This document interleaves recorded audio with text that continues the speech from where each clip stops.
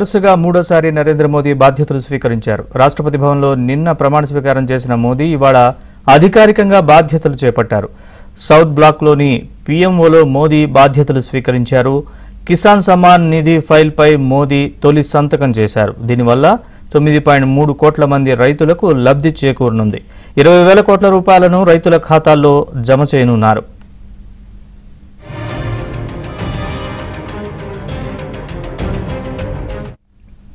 ఇక ఇవాళ సాయంత్రం 5 గంటలకు కేబినెట్ సమావేశం జరగనుంది. తొలి సమావేశం లోపు మంత్రులకు శాఖలు కేటాయించే అవకాశం ఉంది.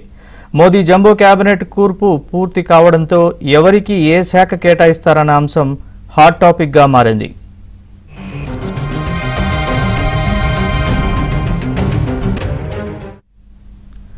మోదీ నేతృత్వంలో జరగనున్న ఇవాల్టి కేబినెట్ సమావేశానికి ప్రమాణ స్వీకారం చేసిన 71 మంది మంత్రులు హాజరవుతారు.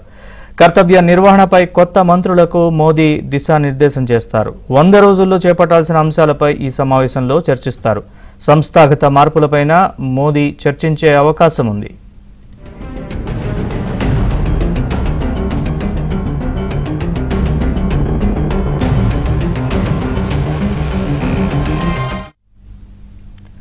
మోదీ టీంలో 30 మందికి కేబినెట్ ర్యాంక్ దక్కే అవకాశం ఉంది. 5గురికి స్వతంత్ర హోదా, 36 మందికి సహాయ మంత్రులుగా అవకాశం కల్పించే ఛాన్స్ ఉంది.